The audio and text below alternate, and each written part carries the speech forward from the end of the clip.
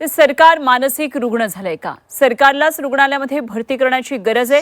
तरुणांवरील लाठीचार्जवरून राज ठाकरे यांनी त्यांचा संताप व्यक्त केलाय. प्रधानांचा राजीनामा घेणं हे अपयश वाटतंय का, अशी राज ठाकरे यांनी प्रतिक्रिया दिली आहे. तर राज ठाकरे यांनी लाठीचार्ज संदर्भात विद्यार्थ्यांवरच्या लाठीचार्जवरून ही प्रतिक्रिया दिलेली आणि त्यांनी हा संताप व्यक्त केलेला आहे. एकदा आपण पाहूया ग्राफिक्सच्या माध्यमातून राज ठाकरे यांनी काय प्रतिक्रिया दिली आहे. काल आंदोलकांवर केलेला बेफाम लाठीचार्ज पाहून सरकारचा मानसिक रुग्ण झालेला आहे का? माजी पंतप्रधान नरेंद्र मोदींना विनंती आहे, ती परीक्षा पे चर्चा इत्यादी करता ना मग आता विद्यार्थ्यांशी चर्चा करा. त्यांच्या मागण्या रास्त आहेत. धर्मेंद्र प्रधान आणि सरकारचा इगो यापेक्षा या देशातील विद्यार्थ्यांचा आक्रोश महत्त्वाचा आहे.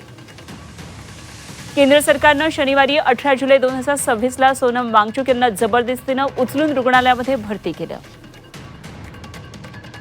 सोनम वांगचुक यांच्या तब्येतीची काळजी वाटून त्यांना रुग्णालयामध्ये दाखल केलं, असं सरकारचं म्हणणं आहे. सरकारनं त्यांना ज्या पद्धतीनं फरफटत नेलं त्यावरून सरकारला वांगचुक यांची काळजी नव्हती हे नक्की आहे. मुळात धर्मेंद्र प्रधान कोण लागून गेले की ज्यांचा राजीनामा घेणं हे सरकारला स्वतःचं अपयश वाटत आहे. मोदी पंतप्रधान असताना विद्यार्थ्यांचं आंदोलन निर्दयीपणे चिरडलं गेलं, हे इतिहास लक्षात ठेवेल. मोदी पंतप्रधान असताना विद्यार्थ्यांचं आंदोलन अशा प्रकारे चिरडलं गेलं, इतिहास लक्षात ठेवेल, असं राज ठाकरे यांनी म्हटलंय.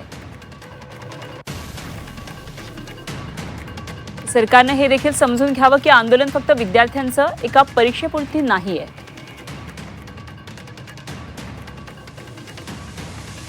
गृह खात्याच्या आदेशावरून आंदोलकांना जसं निर्दयीपणे मारलं जात आहे, तरीही आंदोलक मुलं मुली इंचभर हलत नाहीयेत.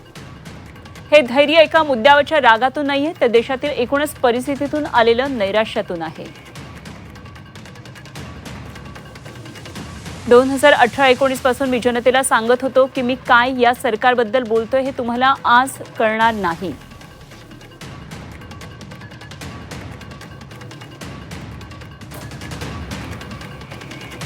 ज्या दिवशी तुमच्या दरवाजावर अन्यायाची टकटक होईल तेव्हा मी काय सांगत होतो हे कळेल. आज सर्वांच्याच दरवाजावर टकटक सुरू झाली आहे. या सगळ्यात विद्यार्थ्यांनी जो संघर्ष उभा केला आहे त्यांचं मनापासून कौतुक आहे. मनसेचा या आंदोलनाला, या मागण्यांना पाठिंबा आधीपासूनच होता आणि यापुढेही राहील.